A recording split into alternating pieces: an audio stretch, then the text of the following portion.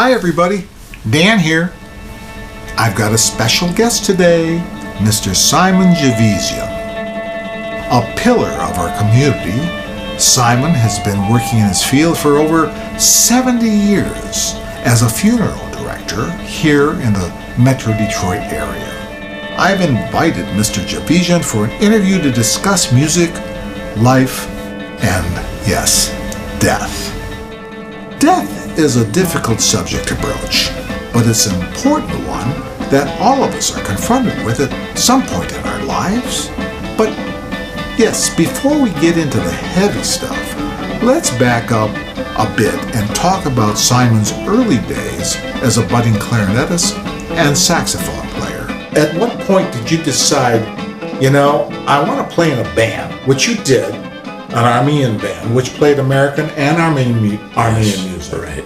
But how did that transition? What was the thought process? Well, we had an Uncle Paul who lived with us. He was a survivor of the genocide, but he had a band that he played for weddings and dances and so forth, and he was a clarinetist. He taught me how to play the clarinet when I was 3 years old. Wow. And by the time I was 6 and 7 years old, he had taught me enough of the Armenian music that whenever he played on the stage for a wedding or a dance close by to home in Delray, he'd take me with him. I'd be up on the stage playing with him as a little 6-year-old, 7-year-old. Wow. I was 11 years old when Uncle Paul died. He was only 48 years old. The name of his band was Ardziv. Ardziv means eagle in Armenian. Right. I wanted to carry on what he had already brought up to that point. So I started my own band, named it Ardziv. Okay. That's where Ardziv came from. And then I started accumulating Armenian musicians, and we became the Simon Javizian Ardziv Orchestra, as you know it to be. Right. Were you more inclined to play Armenian music or American music at the time? Because you were studied in both. I had my great love, and my soul was all classical, because I learned classical music. And my sister Margaret was the pianist, and she would be playing classical music. But the Armenian music is the fun music. Okay. Yeah. That's how you would carry it. It's the fun music. Yeah. Especially challenging, I have to say, because of the odd time signatures, 9/8, 6/8, whatever it was. I mean, you were into that apparently. All by ear, no music. So you had both the benefit of the classical discipline plus the ear. Yes, correct. You have so many interesting stories that as a clarinetist in an Armenian band, in particular Ardziv, which I was part of after you had left. How would you transition from being a musician into being a funeral director? Well, I see a correlation between what I did as a musician and how people reacted to the music, and as a funeral director, how you take care of the people and how they react to that.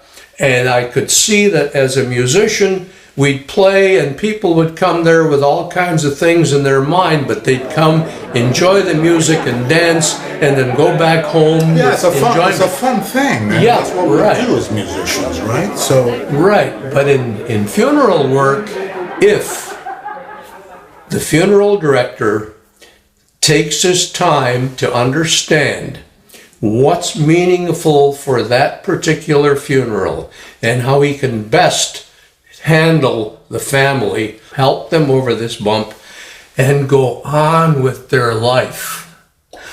I saw that correlation between the two. Right. I'm still serving people, and I'm doing things for people. Right. I'm a people person. Right, I understand. And as a result, I can see doing the same thing for both. Right. You had shared with me numbers of anecdotes as a musician, and I would think that our audience would love to hear what this guy was doing in the band, having met some very, very popular musicians. Namely, you can tell me about Ray Charles, of all things. How did Ray Charles intercept you? Okay. It was around in the 1950s, early 60s, I forget the exact date. But I had a band job to play in Niagara Falls, Canada. And so we went and played for the church picnic. It was a hot summer day, 95 degrees, hot and moist, and we were sweating and playing the music, and they had Canadian beer. Now, in those days, we didn't have Canadian beer in the United States. Right. So, wow, let's have some Canadian beers. We drank Canadian beer as we were playing. And when we were done, we said, let's buy a case and take the case of beer home with us. So we iced it down and we drove back and we get to the tunnel at Windsor. And the security guard there says, hey, you can't take the beer across. It's not allowed in the States. Right. We said, geez, a nice cold case of beer. What do you expect us to do? He said, you can't take it across. So we said, well, what could we do? He said, you have two choices.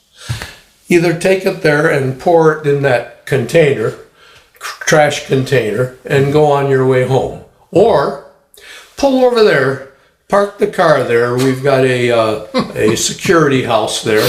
Park there, drink all the beer you want, put the beer in your stomach and go home. So we pulled up to the house, the security house there, and we're drinking cold beer. A car pulled up next to us. The driver got out and went into the security house. And I looked again, and here's a passenger sitting there. And I looked closely and I said, wait a minute, that looks like Ray Charles. Yeah, I said, that's Ray Charles. So I got out of the car and I went over there and I introduced myself. I said, Mr. Charles, we're fellow musicians sitting here and we're having some cold beer. Would you mind having some cold beer? He said, oh, I'd love it. So we sat there drinking cold beer with Ray Charles. A few years later, one of the jobs we had was in Chicago. We played a lot of jobs in Chicago. So this one time that we were there, 1:30 came, we packed up, and we're going to go to Greektown. And Ken, my drummer, had injured his fingers, and so I took another one of my friends from Cass Tech, Johnny Pops, to play drums with us. And Johnny says, hey, he says, I don't want to go to Greektown. He says, there's a jazz festival going on here in town. Let's go to the jazz festival. So we said, all right, for a change, we'll go to the jazz festival. So instead of going to Greektown, we go to the jazz festival. Now who's playing? Ray Charles. Okay. So we sat there listening to him. They went to 3 o'clock and they stopped playing at 3. So when they stopped playing, I went up on the stage and I just whispered in his ear. You know, he's blind, the poor man. He couldn't see. Right. I went up to his ear and I said, would you like some cold Canadian beer? And he said, is that you? I said, yeah, it's me. He says, you got your horn with you? I said, yeah, I got my horn with me. He says, come on up on the stage. He says, we're going to jam a while. Did you go up and play? I went up on the stage with him. We jammed till 5 o'clock. Oh my gosh. Wow. So that's my story of Ray Charles.